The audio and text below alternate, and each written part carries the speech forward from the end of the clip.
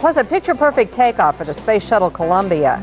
And the residents of Montevideo are bracing for what could become the worst flood in that city's history. And that's our top story on this Friday, April 4th, 1997.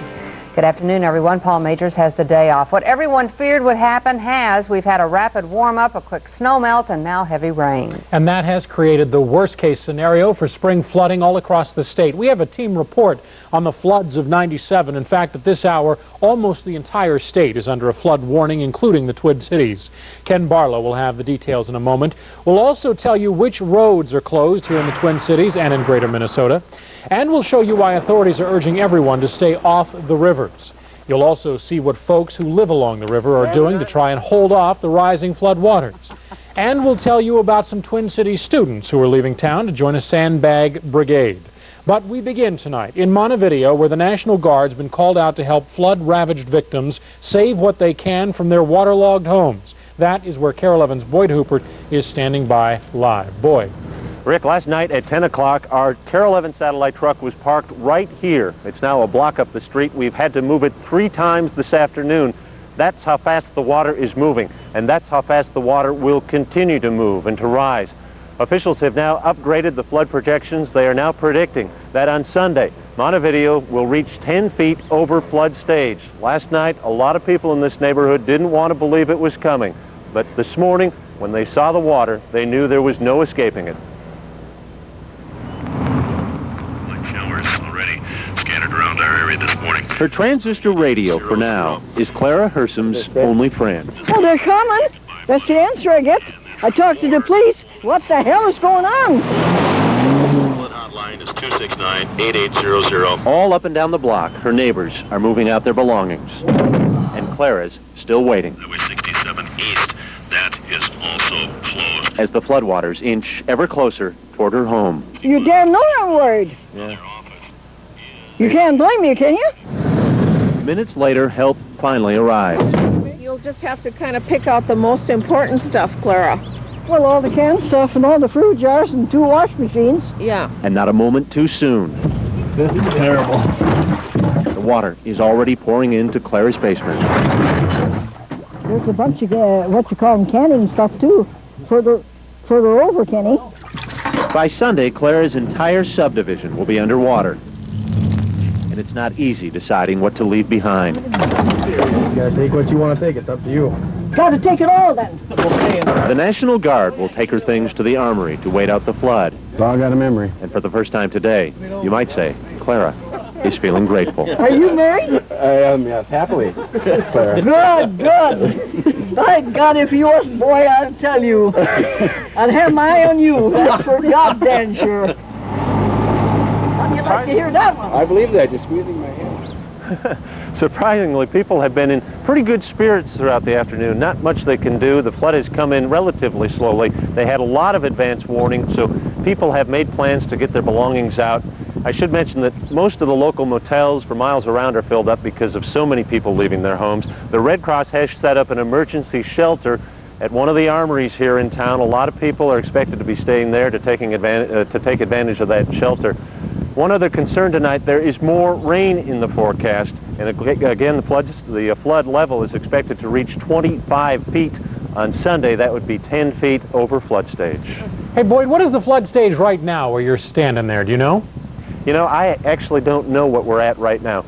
It's 14, okay, I've just been told it's at 14 feet. That's how quickly it's been changing. What we learned a few hours ago is no longer relevant or pertinent, but we're told 14 feet. By the way, 1969 was the benchmark year for floods in this city. They refer to that as the Big Flood. This will now be the Big Flood in Montevideo. And that was 22 feet, I think. Hey, Boyd, I have a question for you, though. Did you find Clara, or did Clara find you? We stumbled onto Clara last night when the firefighters were knocking on doors, and you can bet that we went right there this morning to see how she was doing. Okay, I'm glad you did. Thank you. Here in the Twin Cities, the Mississippi, Minnesota. Now the river is at about 22 feet. It's expected to go up to 25 feet. The previous record is 24 feet. The levees can only hold to 24 feet. If you can follow that math, the bottom line is by Sunday morning they are expecting possibly massive flooding in the downtown area. They also need volunteers. So if you can hear me and you're in this area, you're being asked to come down to Montevideo, to the City Hall, to try and help. Jonathan, it's a very difficult situation here, and the problem is, it is going to get worse. Yeah. Esme, thanks very much for that report. Our team coverage now continues in Shakopee. That's where high water...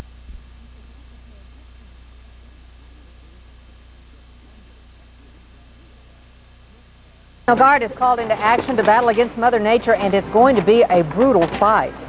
Good evening, everyone. Paul Majors has the night off. The flood of 1997 is beginning its fury. Flood warnings are in effect for several of the state's rivers, even ones flowing through the Twin Cities. In western, central, and southern Minnesota, houses along the rivers are being surrounded with water. The Mississippi River in St. Paul hit flood stage this morning. The river is rising anywhere from 6 inches to 1.5 feet each day.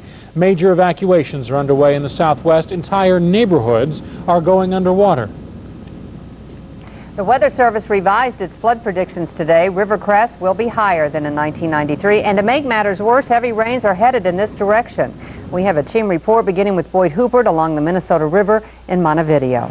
We're actually along the Chippewa River path. The Chippewa River is just behind me. This flood in Montevideo will go on record as the worst in the city's history. We are in the Smith subdivision. It's an area of about 100 homes on the west side of Montevideo.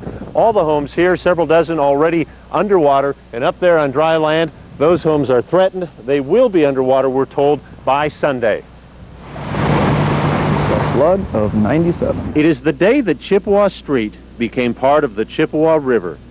The day Montevideo got a boardwalk.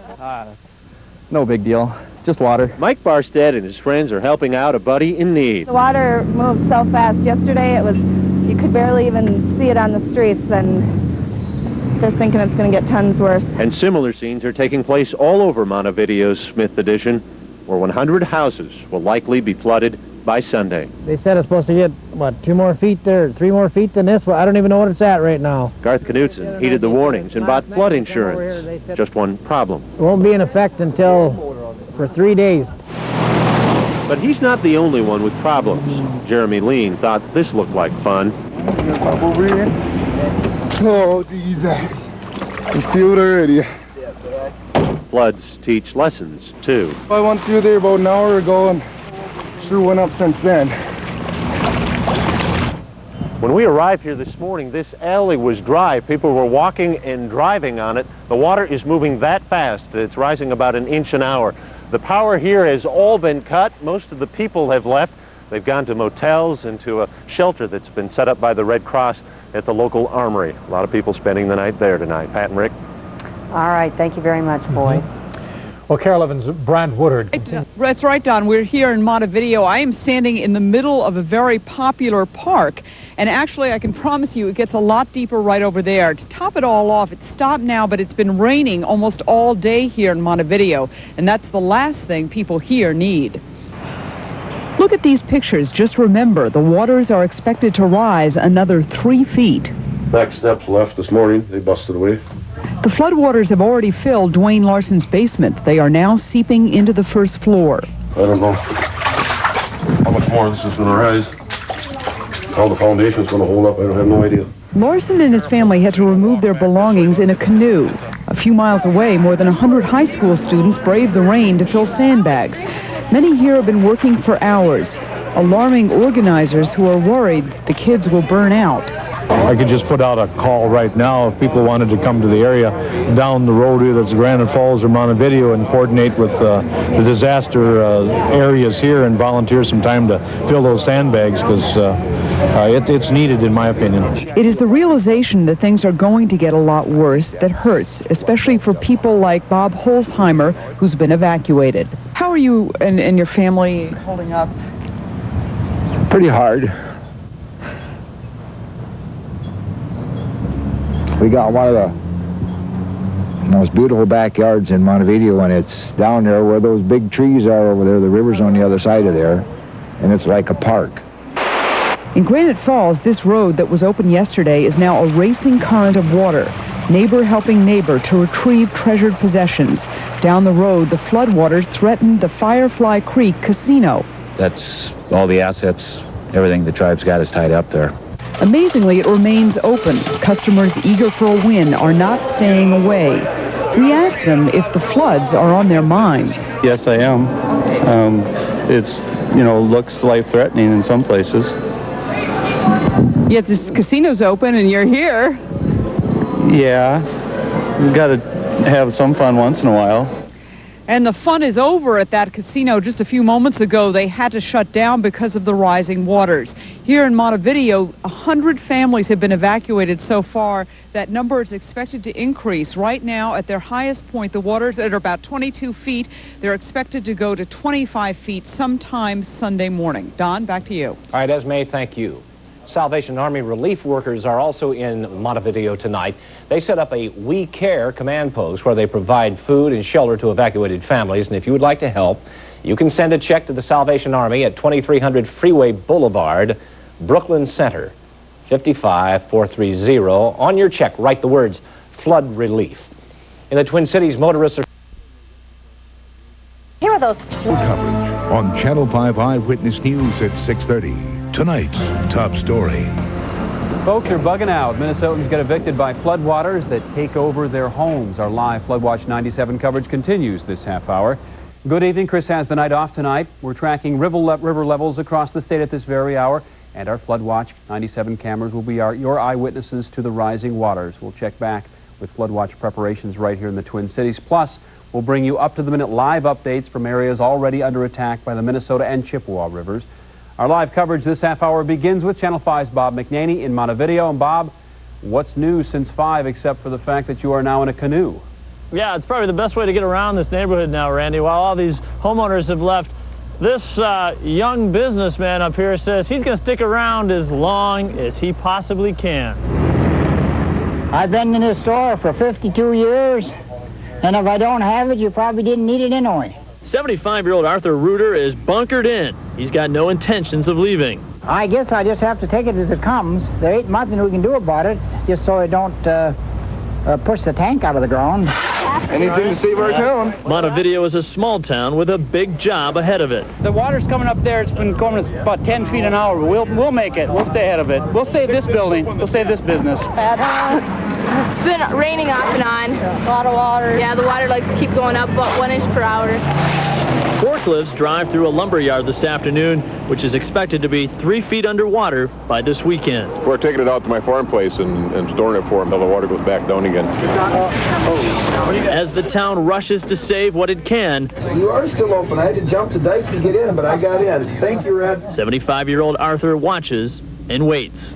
I guess I'll have to stay here all night to keep the water out if it filters in. I'm going to stay here. I'm not leaving. When you have your livelihood here, you stay here. You don't move. This should give you a better idea just how high the sandbags are piled outside of Arthur's store. The water continues to come up. We've probably seen it go up about 20, 25 feet that way in the last couple of hours. They say it's going up at least an inch an hour. They're working in this part of town, building levees, trying to reinforce the levees that are in place, but the bottom line is it's going to get dark soon, and that makes it kind of scary for people because they know as soon as the sun comes up, they're going to see an even bigger mess. That's the story from Montevideo. In Granite Falls, Heidi Deja is checking out the story down there. Bob, everyone in Granite Falls has been preparing for this flood to hit for quite some time. Floods of 97. We have team coverage from west central Minnesota to the Crow River, west of Waconia, as well as forced flooding at St. Paul's Holman Field. We're going to start with Tom Lydon, where residents in Granite Falls are fighting back what could be the worst flooding in that area's history. Tommy. Well, Robin, I don't think there's much doubt here that this is going to be the 50 homes are flooded. 100 others have been evacuated. The problem with this particular neighborhood in Montevideo is it's literally caught between two rivers, the Chippewa, 1 block over, and the Minnesota River, which is rising at about 1 inch every hour. They built this dike that I'm standing on back in 1969, and as you can see, there are parts of the dike that are already being compromised. I was born and raised right in the living room in there 56 years ago, and it's not going to do it. And what do you base that on? I'm just wondering. Knowledge. Knowledge. Gut knowledge. Gut knowledge, yeah, there's my brother. He'll tell you the same thing. The old-timers seem to take all this in stride. They watch the river and talk of the flood of '69. They watch the kids sandbag and remember how they too once saved their town. Even the mayor seems convinced this flood too will pass. We've been through this before, and hopefully in my lifetime we won't go through it again. I was a sophomore in high school the last time it got this high. Is this worse? It's getting close to that point. Back live now in Granite Falls tonight. Actually, it is Minnesota, where lots of folks have been forced out of their homes, hundreds of people actually, with temperatures all this week in the 50s and 60s. A lot of that snow, the record snow that had been across the northern plains, is melting very quickly, and this rain is only going to cause conditions to be worse. The red numbers you see there at Fargo and St. Paul, Mankato, Montevideo, those are the dates of the expected crest of these rivers, and the white numbers are the actual above flood stage that these rivers are, like the Red River, almost 5 feet above flood stage, and I don't think we've seen the worst of that flooding yet. The crest's still a couple of weeks away in many cases. So we have a lot going on out there, and we haven't even touched on the potential for a blizzard in the western high plains. With more on that, we turn back to the studio now and Sharon Rizalden. Flooding hits Minnesota hard. Tonight, whole towns are underwater in parts of the state, and most of Minnesota is under a flood warning. In our team report tonight, Ken Barlow will show us exactly where those flood warnings are and how long they'll last. Greg Vandergriff shows us how people are scrambling to prepare for the rising water headed their way. But we start with Boyd Hubert in Montevideo, where they're already dealing with what's expected to be record-setting floods. Boyd? Dinah, this levee, this dike, is all that stands between downtown Montevideo and the Chippewa River tonight. National Guardsmen are walking up and down the dike looking for signs of erosion. If they find any, the fire alarms in Montevideo will be sounded. Residents have been told to come to the dike to start sandbagging. It is that critical in Montevideo tonight. These following are closed. County Road 3 from County Road D2 to Trunk Highway 59. The advice to folks in Montevideo tonight, stay put. County Road B4 from County Road 17 to Trunk Highway 67. You probably can't get there anyway. Probably go back that way. Might be the best way. They got that road closed too. When they just close that? But that doesn't mean stay home. Somebody said go to Pioneer Village, so we came. Not if you're a volunteer anyway.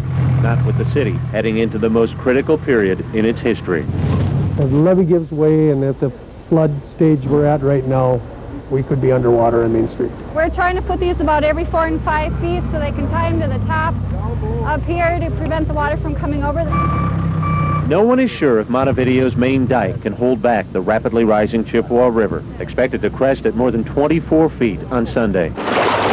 Already dozens of homes are underwater, with hundreds of people evacuated. This is where it gets tricky. It's hard to leave, yeah. Got a pet, I got to get out of the house. That bothers me, but it'll be okay. Tonight, this tightly knit community works together to save itself. The Lord knows what's going to happen here, so we don't know. I mean, all we can do is try as a community and try to fight as best as we possibly can. The mayor told me tonight that he'll take all the volunteers he can get. They've been told to report to the fire station tomorrow morning at 7 o'clock. Many of them will then be coming here to begin sandbagging throughout the day tomorrow. There is still some rain in the forecast. They're still expecting the waters to rise by a couple of feet before the crest on Sunday.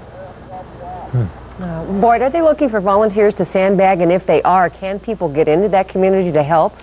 There are some roads in, though a number are closed. And yes, as I mentioned, tomorrow morning that effort begins. Many of the volunteers will be going to other parts of the city. The bulk of them, though, will be coming here to shore up this dike. Okay. Thanks, Boyd. Well, in Shakopee, far, and that's where Esme Murphy is.